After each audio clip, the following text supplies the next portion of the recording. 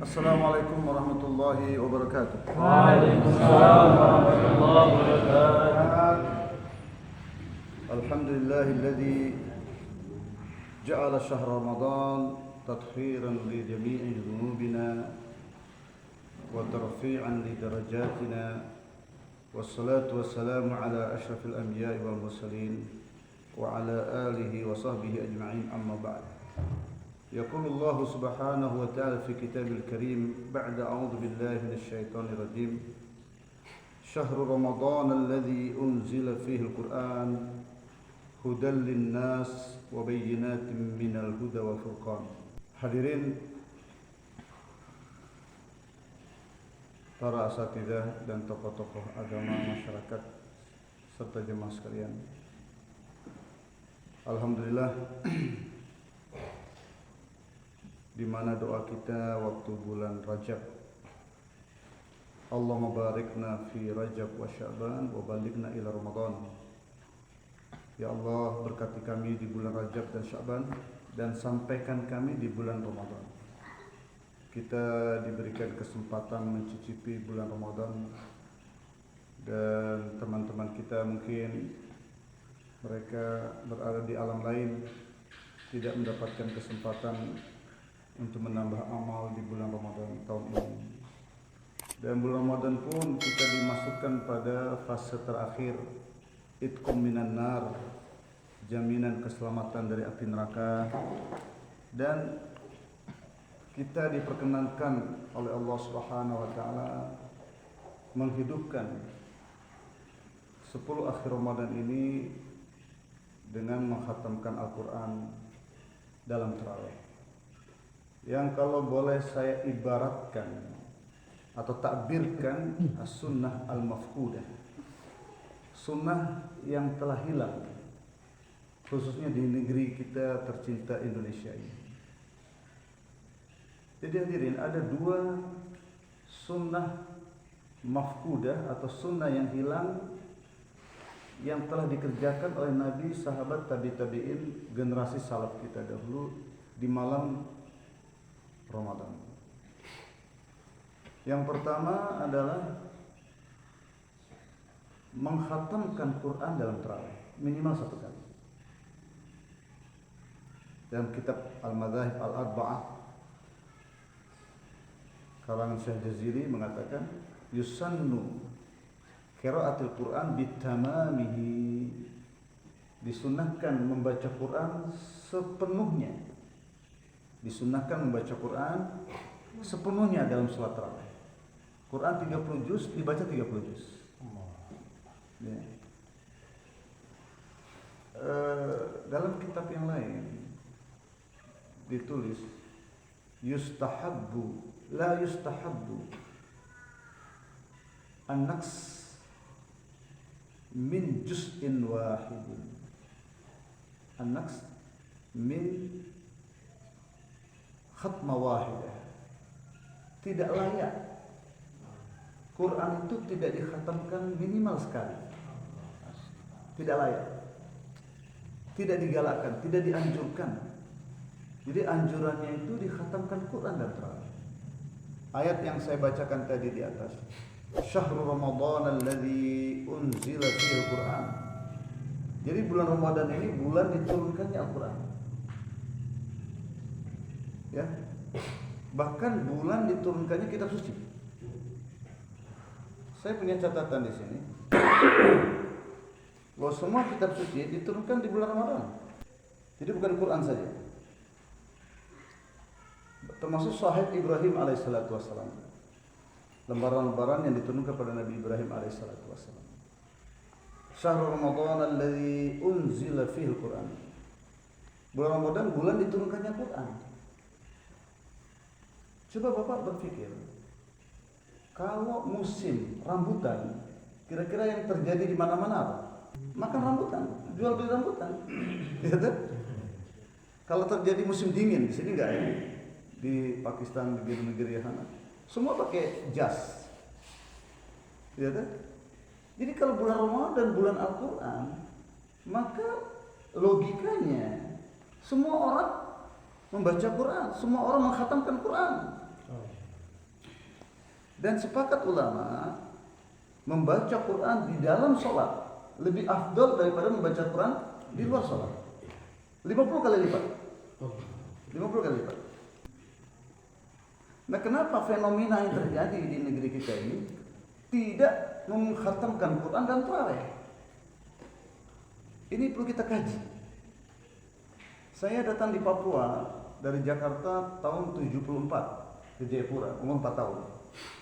Sampai tahun 99 keberadaan saya di Papua, mungkin wal ghaib indallah tidak ada satu pun masjid yang mengkhatamkan Quran dan tarawih. Pengalaman kami, habis sholat tarawih itu kita baca tadarus, khatamkan Quran dan tadarus. Bahkan ini tidak terjadi di zaman salaf kita. Baca Quran infirodi. Tapi keliling-keliling tadarus kemungkinan perlu kita kaji lagi. Karena tidak dikhatamkan Quran dan tarawih, maka minimal mereka khatamkan Quran bersama-sama dalam tadarus. Mungkin karena tidak adanya hafiz Quran. Nah, di sini penting wujudnya hafiz Quran di tengah-tengah masyarakat. Nah, itu fardu kifayah. Jadi kalau di Bintuni tidak ada hafiz Quran, ya kita menanggung dosa semua. Tiap tahun berapa di produk dokter, insinyur, polisi, tentara di Bintuni? Terus di Bintuni sudahkah memproduk hafiz Quran atau belum? Udah berapa banyak pondok-pondok pendaftarannya ada pelajaran tahfiz Quran, tapi tidak pernah memproduksi hafiz Quran yang betul-betul 30 juz. Karena ada perlombaan dibuat, perlombaan menghafal Quran, masya Allah dapat duit, dapat piala, tapi nggak betul hafiz Quran. Karena tidak 30 juz. Tidak bisa dipertanggungjawabkan hafiznya kalau tidak store di masjid 30 juz Ramadan. Ini sunnah mafkudah yang pertama. Bapak saudara yang dimuliakan Allah Subhanahu. Memang Rasulullah sholatnya 8 rakaat. Dan itu Rasulullah kemudian takut diwajibkan pulang ke rumah, sholat di rumah. Di zaman Umar dikumpulkan dengan dijadikan Ubay bin Ka'ab sebagai imam. Jangan ditanya, la yas'al antulihinna, kata sahabat yang meriwayatkan sholatnya Rasul, jangan ditanya panjangnya. Ya. 200 ayat satu rakaat. Sampai perawi mengatakan hatta kunna na'tamid 'alal asab. Sampai kami bersandar dengan tongkat. Min tulil qiyam, saking lamanya berdiri. Takut jatuh. Dan rata-rata mereka mengakhirkan sholat. Kami pernah sholat di Banten, Pak Kiai Mufassir, itu sholatnya jam 11 malam. Wa nahnu la nansarif hatta tulu al-fajar. Hatta qurbal fajar. Kami tidak kembali ke rumah kecuali dekat-dekat dengan tulu fajar.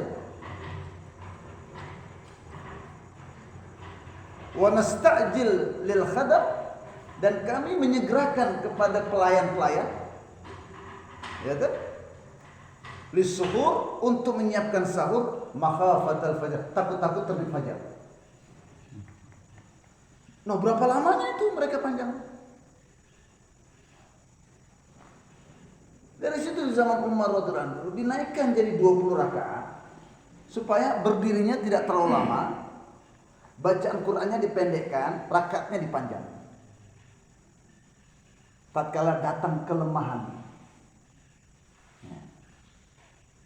di zaman Nabi kuat, turun agak lemah, bahkan hadirin, karena di Mekah Masjidil Haram di antara 2 rakaat atau 4 rakaat mereka tawaf dulu baru sholat lagi.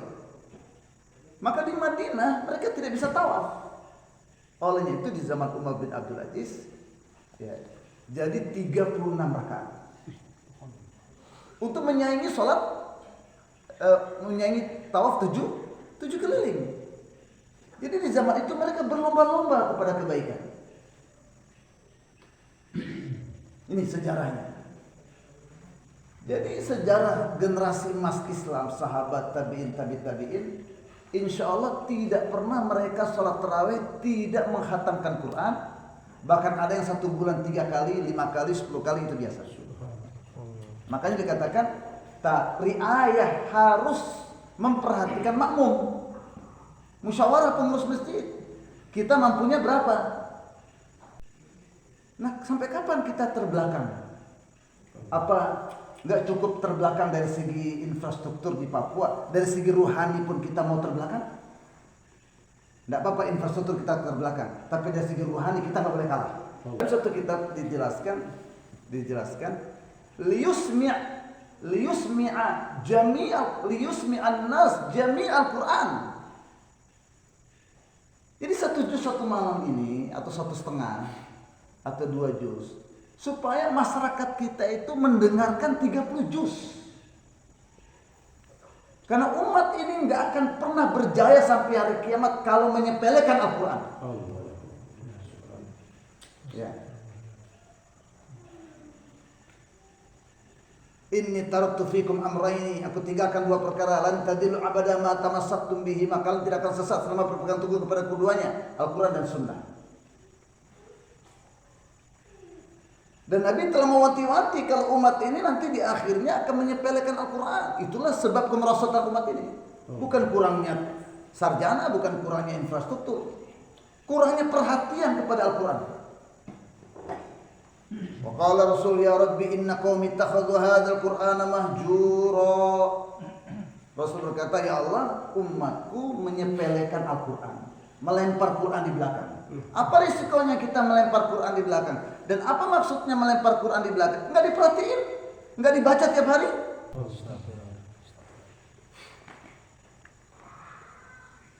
Lagu-lagu dihafal, Quran enggak dihafal. Halal haramnya enggak dipelajari.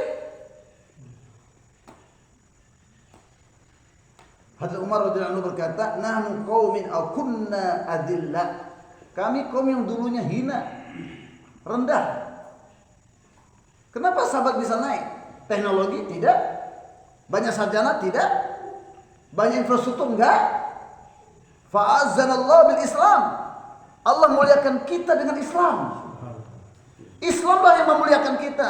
Menyepelekan Islam, menelantarkan Islam dalam hal ini Quran dan Sunnah, pasti kita hina. Faman yabtagil izzah bighairi ma adahullah adallahullah. Siapa yang cari kemuliaan di luar Islam, cari kemuliaan dengan harta, Allah hinakan dia dengan hartanya.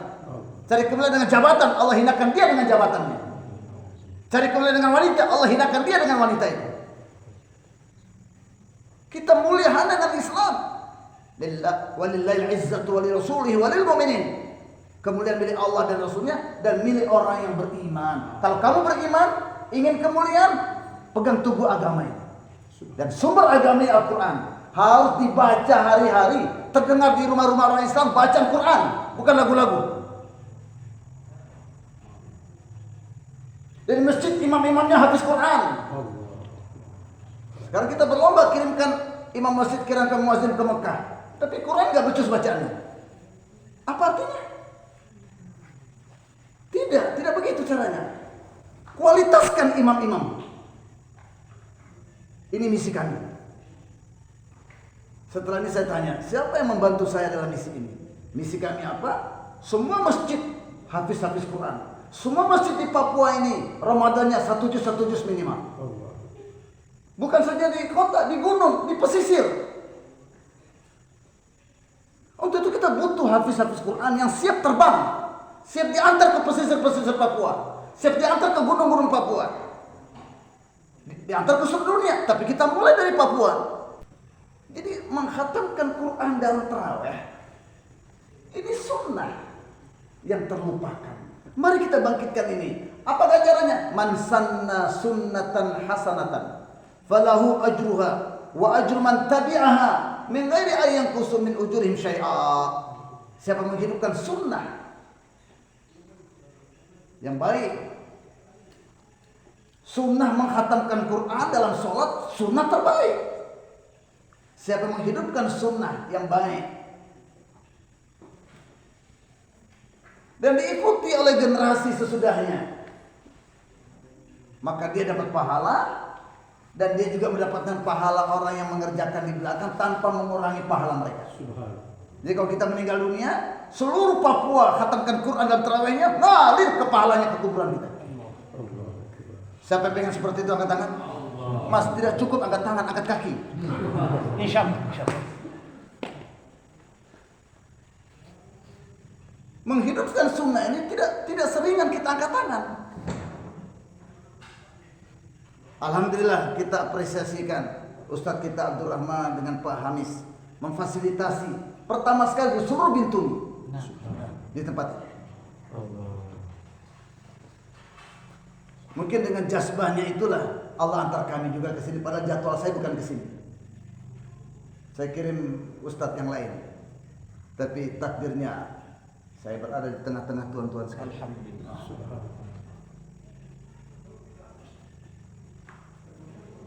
Olehnya itu perlu adanya hafiz Quran. Dan hafiz Quran tidak cukup. Karena saya keliling Pak dari Sumatera. Kemarin 10 hari di Sumatera. Keliling di Bandung. Ternyata teman-teman saya pun yang alumni Pakistan tidak berpikir, tidak buat program ini. Jadi hanya konsumsi pesantren tok. Alhamdulillah kita di Nabire, dalam Nabire 4 masjid santri kami kirim. 4 masjid. Dan kita kirim ke Babo juga. Dan ini kemudian di sini di Jodi. Nah ini kami butuh partner untuk menghidupkan sunnah ini. Siapa? Pertama rekan-rekan dakwah. Yang kedua tokoh-tokoh agama. Kemudian PKM masjid. Apa tugasnya DMI? DMI kan? Ya. DMI. Apa tugasnya DMI? Kalau nggak memperhatikan terawihnya, khatamkan satu juz, nggak ada fungsi itu DMI. Kita rangkul ini tokoh-tokoh ini. Mari kita hidupkan ini fungsi. Tanpa jadi ketua DMI, tanpa jadi ketua PKM, kita dorong ketua-ketua PKM, kita dorong DMI. Nggak butuh biaya. Santri yang kami kirim nggak usah dikasih duit, nggak apa-apa. Allahu Akbar. Kalau Tuhan kasih itu secara pribadi sedekah kepada, tapi kami kirim tidak minta duit, tidak pasang tarif. Allahu Akbar. Bahkan mau dihilangkan di pasang-pasang tarif, merusak agama, mau menyebabkan hati-hati manusia tandus, tidak bisa mengamalkan agama karena penceramahnya minta amplop, imam-imamnya minta amplop, kiainya minta amplop. Semua inilah yang menyebabkan hati-hati umat tandus, tidak bisa subur hidupnya agama dan kehidupannya.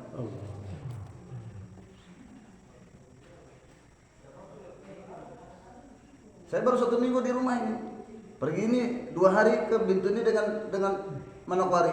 Jumat balik, Ahad berangkat lagi ke sini, terus ke Jakarta.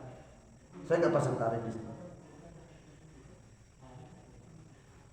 Sejauh mana keikhlasan itu muncul pada dai-dai dan ulama-ulama, Allah akan suburkan hati-hati umat mudah mengamalkan nasihat-nasihat agama. Kita perlu lahirkan ini, dai-dai yang ikhlas, ulama-ulama yang ikhlas. Olehnya itu kita butuh lembaga pesantren murni khalis untuk agama. Mencetak hafiz-hafiz Quran, ulama-ulama akhirat. Ulama-ulama yang menasihati pejabat-pejabat tanpa pamrih. Ulama-ulama yang zuhud, yang taqwa, yang wara. Sehingga pejabat datang minta nasihat kepadanya. Bukan ulama yang ngemis kepada pintu-pintu pejabat.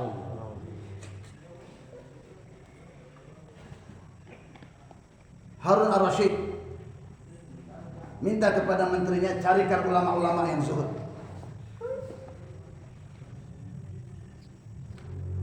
Dibawalah ke Fudail bin Iyas. Fudail bin Iyas tahu kalau Harun Ar-Rasyid mau datang, dimatikan lampunya, dikunci pintu. Menterinya bilang, yang datang nih Amirul Mukminin.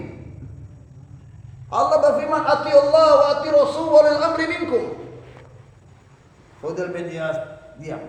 3 kali disuruh Maka Fudail bin Iyas berkatakan, sadaqallah, maha benar Allah, atiullah, atiur Rasul, wa ulil amri minkum. Saya sedang sibuk dengan Allah dan Rasul. Tunggu dulu. Belum selesai. Kalau kita sudah bertemu Sudah selesai, lama nunggu di depan pintu. Buka pintu, masuk, dipegang tangannya Harun Ar-Rasyid, lantas dikatakan, sayang sekali tangan yang lembut ini kalau dibakar di neraka. Ulama tidak takut dengan pejabat-pejabat zaman dulu. Sekarang ulama mengurus sama pejabat.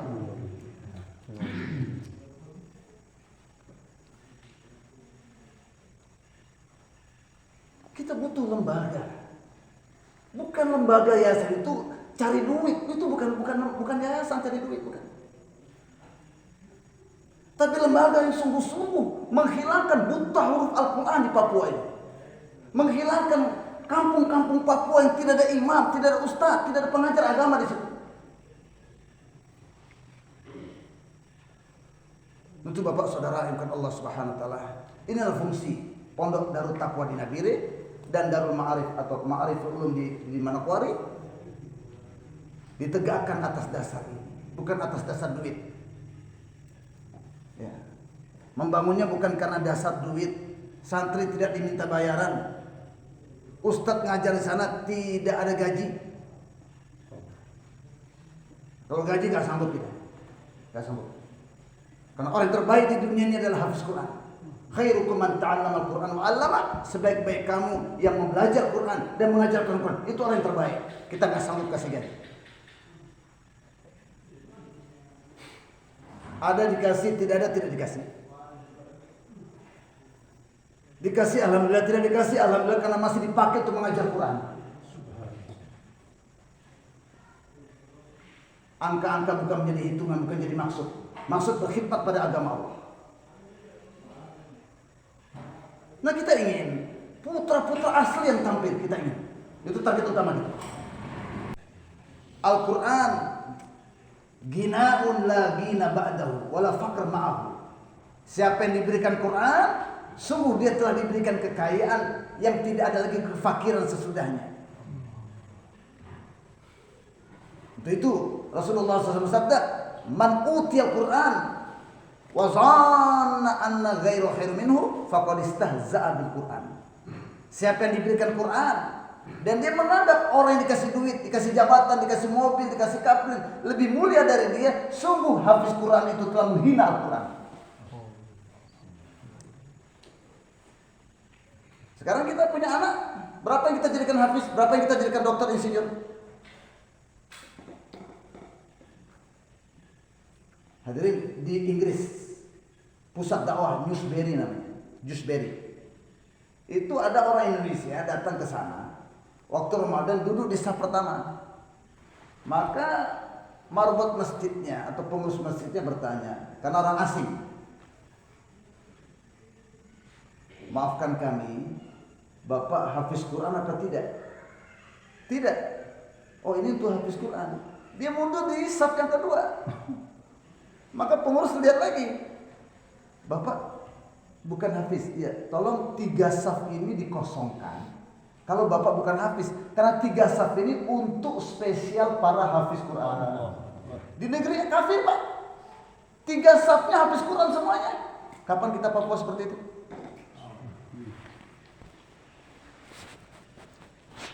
Di South Africa, Pak. South Africa, negeri kafir. Setiap rumah 2-3 hafiz Quran, setiap rumah. Maka mari bapak-bapak, saudara-saudara sekalian. Sekarang Bapak jawab pertanyaan saya. Kira-kira masyarakat kita di sekitar masjid banyak yang baca Quran atau banyak tidak baca Quran? Banyak tidak baca. Yang baca Quran banyak yang khatam atau banyak yang tidak khatam 1 tahun? Banyak tidak khatam. 1 tahun atau lebih? Lebih. Bahkan bertahun-tahun. Maka Quran akan memberi syafaat yang khatamnya sinetron, ya. Sinetron khatam. Quran enggak khatam-khatam. Quran akan memberi syafaat yang syafaatnya didengar di akhirat. Dan Quran akan melawan orang-orang yang menyepelekan Quran, yang perlawanan Quran tidak ada yang bisa blok. Nah, menurut ulama sebahagian, Quran ini punya hak dikhatamkan sekali atau 2 kali dalam 1 tahun. Nah, bagaimana nasib masyarakat kita yang tidak pernah khatamkan Quran seumur hidupnya? Bisakah dia menjawab pertanyaan Quran? Bisakah dia menjawab tantangan Al-Quran? Olehnya itu pengurus masjid, tokoh-tokoh agama, ustadz-ustadz perlu pikirkan perkara ini sungguh-sungguh. Supaya masyarakat kita selamat dari tuntutan Quran, cari hafiz Quran. Hadirin yang Allah Subhanahu wa taala. Sebenarnya malam Ramadan itu untuk ibadah, bukan untuk ceramah. Bahkan Pak, kami di Pakistan, ulama-ulama di sana kalau Ramadan itu berhenti mengajar. Nggak ada ceramah Pak malam Ramadan. Kalaupun terpaksa mereka mengaji, memberikan pengajian itu asar. Waktu zuhur, malam tidak ada satupun masjid ulama yang memberikan ceramah, nggak ada. Malam Ramadan itu ibadah. Coba ini kita kaji kembali. Ustaz Abdul Rahman, kita coba pikirkan ini Pak. Evaluasi. Ya. Rekonsultasi. Harus ada islah. Mau ceramah silakan subuh, zuhur, asar, maghrib. Tapi isya ini gara-gara ceramah kadang 1 jam, setengah jam, ketawa-ketawa lagi. Ibadah giliran ibadah mana?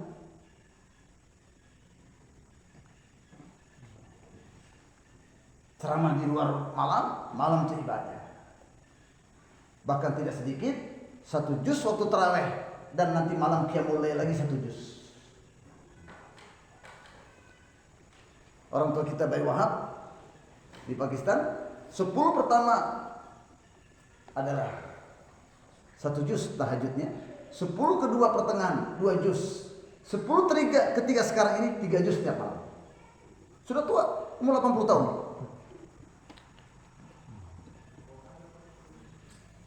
Untuk itu contohnya melihat Allah Subhanahu wa taala, di mana ada pondok-pondok pesantren mencetak hafiz-hafiz Quran ini, kita dukung secara moral dan materi. Dan pondok yang kita rintis ini, Darut Taqwa di Nabire, Darul Ma'arif, Ma'arif Ulum di Manokwari, kemudian di Merauke juga ada. Kemudian insyaallah sawal nanti kita akan rintis di Babo. Semoga Bintu ini juga kita musyawarah ke depannya. Kapan kita buat? Pondok ini berjalan dengan nizam gaibnya Allah. Tidak ada donatur tetap. Tidak ada. Dibuat pun tidak jalan. Kalau untuk dunia cepat jalannya, tapi untuk Quran iblisnya besar-besar.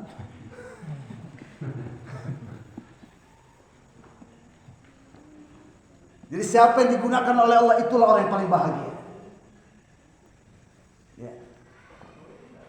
Nanti itu kita akan bertanggung jawab karena Quran Nabi SAW bersabda, ya ahlul Quran, la tusawwidul Quran. Wahai ahli Quran, jangan kamu jadikan Quran seperti bantal. Apa itu bantal? Ya dipakai saat dibutuhkan doang, bukan jadi maksud hidup. Nah, waktu meninggal, panggil kori-kori baca Quran untuk si mayit. Lepas itu dilupakan lagi. Quran hari-hari dibaca, hari-hari dikaji, dipelajari halal dan haramnya. Dan Ramadan 30 juz kita baca. Watluhu haqqa tilawati ana alaihi wa atrafan nahar. Baca Quran itu dengan benar siang dan malam. Watadabbaru dan pahami maknanya. Belajar halal dan haramnya. Satu lagi, wala ta'khudhuhu ajrahu, jangan ambil upah dari Quran itu.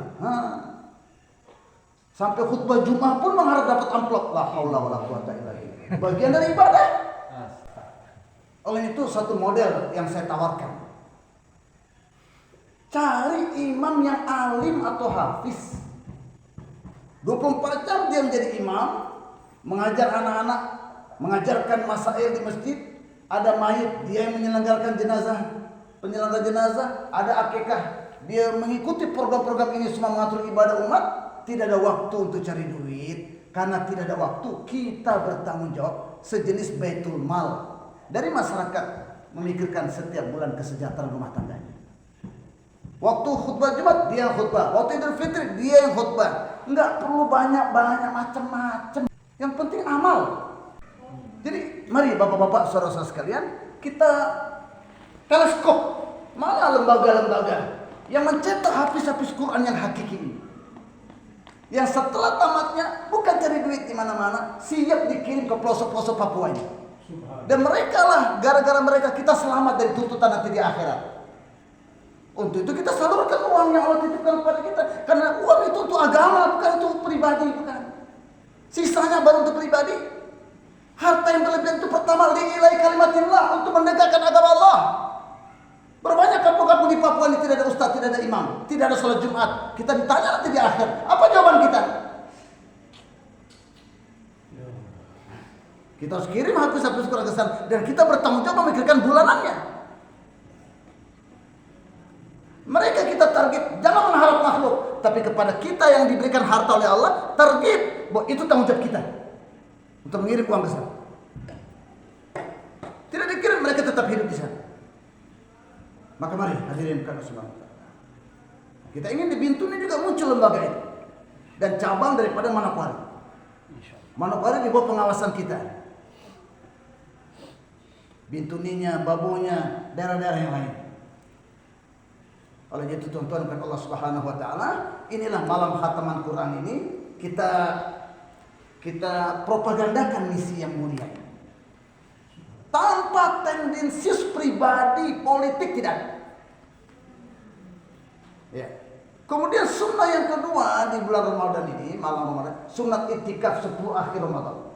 Itu hilang di Indonesia.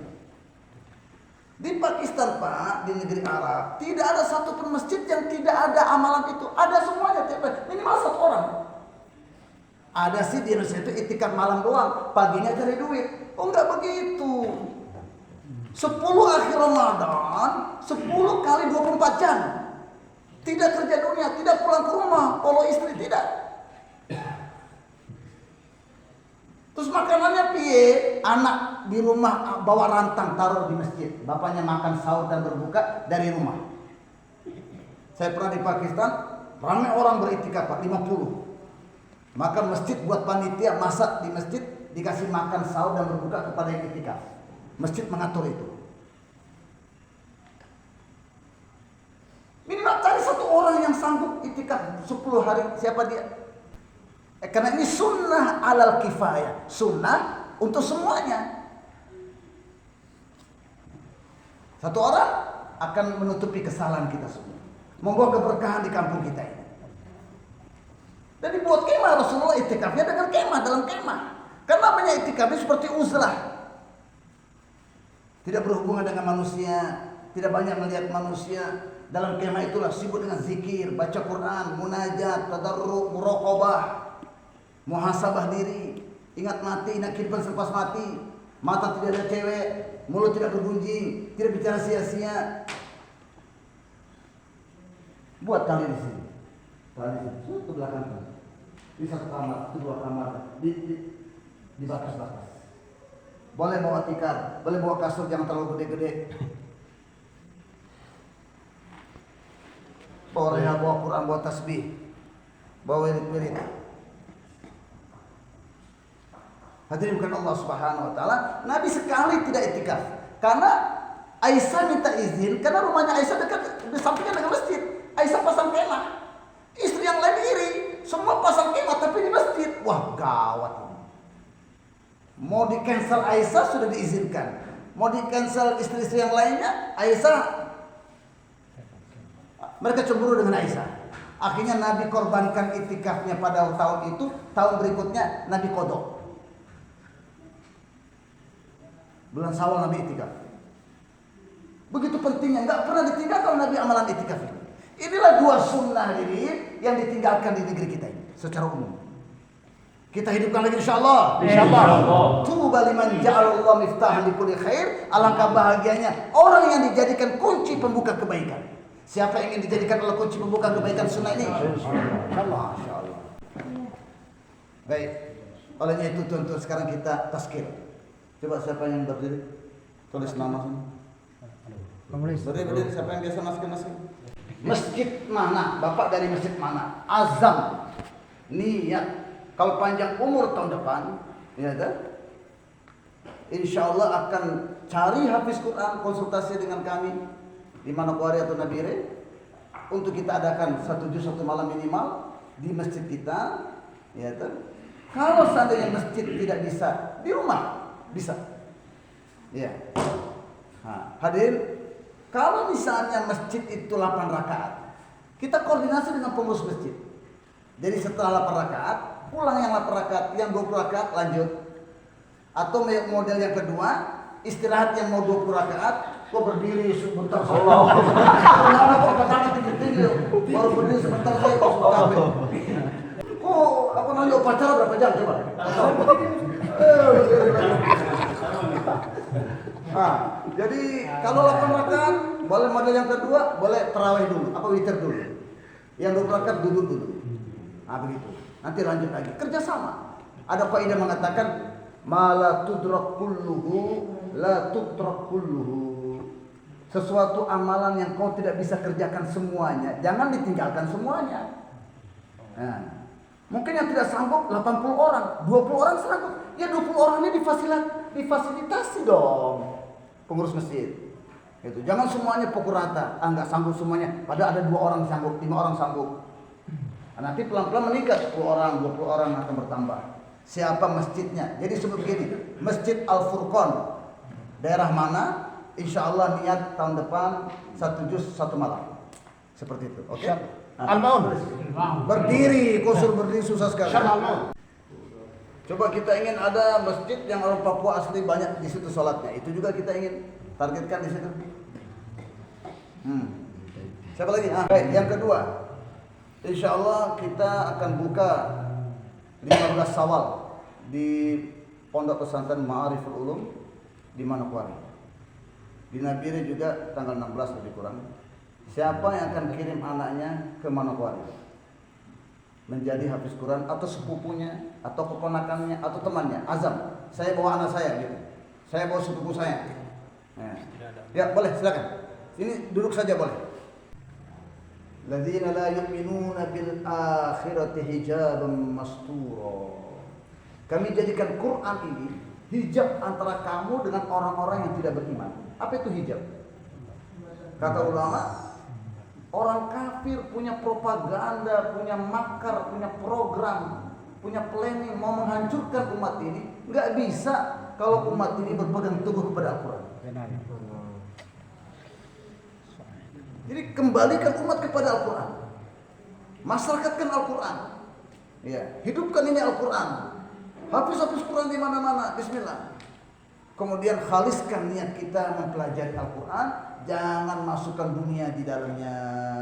Bas, zohirnya kita belajar Quran, batin kita tidak ada tujuannya. Man ja'ahul maut.